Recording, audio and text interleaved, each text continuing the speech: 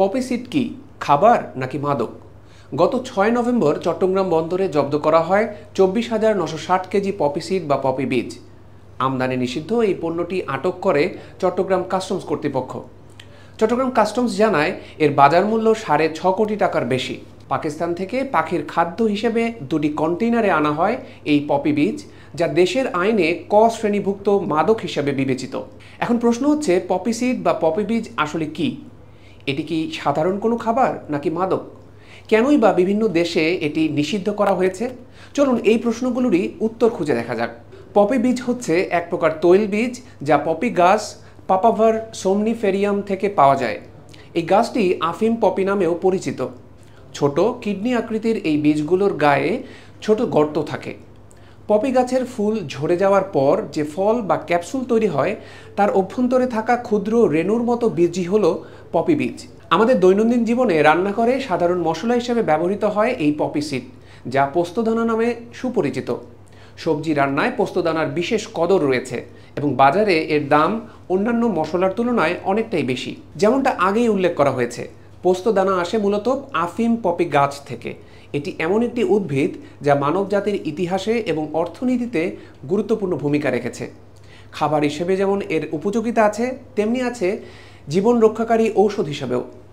তবে এর পাশাপাশি জীবন ধ্বংসকারী মারাত্মক মাদক আফিম তৈরিতেও ব্যবহৃত হয় পপি বীজ।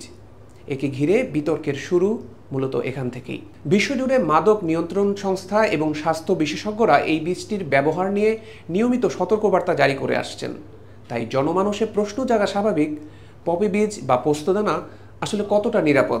এটি কি শুধুই একটি খাবার নাকি মাদকের অন্ধকার জগতের প্রবেশপথ? এই আলোচনায় যাওয়ার আগে চলুন পপি বীজ বা পোস্তদানার বিভিন্ন ব্যবহার সম্পর্কে জেনে নেওয়া যাক। তরকারিতে স্বাদ বাড়াতে এবং গ্রেভি বা ঘনত্ব ও সুগন্ধের জন্য প্রচলিত মশলা হিসেবে ব্যবহার করা হয় পোস্তদানা। পাশাপাশি বেকিংয়েও এর ব্যবহার রয়েছে। বিশেষ করে রুটি, কেক, মাফিন, পেস্ট্রির মতো খাবার তৈরিতে পোস্তদানা ব্যবহারের প্রচলন রয়েছে। এছাড়া রান্নাসহ বিভিন্ন শিল্পে তেল হিসেবেও পপি বীজ ব্যবহার করা হয়। পাশাপাশি অনিদ্রা ও হজমের মতো সমস্যায় ঘরোয়া প্রতিকার হিসেবেও ব্যবহার করা হয় পপি বীজ। এই সকল ব্যবহারের পাশাপাশি ভয়ানক মাদক আফিম মূলত তৈরি হয় আফিম পপি গাছ থেকে। এই গাছের কাঁচা কষ থেকে সংগ্রহ করা হয় আফিম তৈরির নির্যাস। আফিম তৈরিতে পপি সিড বা পোস্তদানার সরাসরি কোনো অবদান নেই। তাহলে প্রশ্ন হচ্ছে, কেন বিশ্বের অনেক দেশেই পপি সিড আমদানি নিষিদ্ধ পণ্যের তালিকাভুক্ত? এই প্রশ্নের উত্তর লুকিয়ে আছে আরেকটি প্রশ্নে, পপি সিড কি খাবার নাকি মাদক দুটোই? প্রশ্নের উত্তর হচ্ছে, পপি গাছ থেকে বীজ সংগ্রহের সময় বীজের গায়ে অনেক সময় লেগে থাকে আফিমের মাদকীয় কষ, যা আফিম ল্যাটেক্স নামেও পরিচিত। এই বীজ বা পোস্তদানাকে মাদক হিসেবে ব্যবহার করার প্রধান উপায় হচ্ছে পোস্তদানার চা তৈরি করা। কিভাবে তৈরি করা হয় এই চা? প্রথমেই প্রচুর পরিমাণে পপি সিড সংগ্রহ করা হয় আধোয়া অবস্থায়। এবারে বীজগুলোকে একটি পাত্রে রেখে ঠান্ডা বা হালকা গরম পানিতে ভিজিয়ে রাখা হয়। পাত্রটিকে প্রায় ৩০ মিনিট ধরে দ্রুততার সাথে ঝাঁকানো বা ঘোরানো হয়। এই প্রক্রিয়ার মাধ্যমে বীজের খোসার উপরে লেগে থাকা আফিমীয় কষের মধ্যে থাকা মরফিন, কোডিন ও অন্যান্য অ্যালকালয়েডগুলো দ্রুত পানির সাথে মিশে যায়। এবারে ছেঁকে নেওয়ার পালা।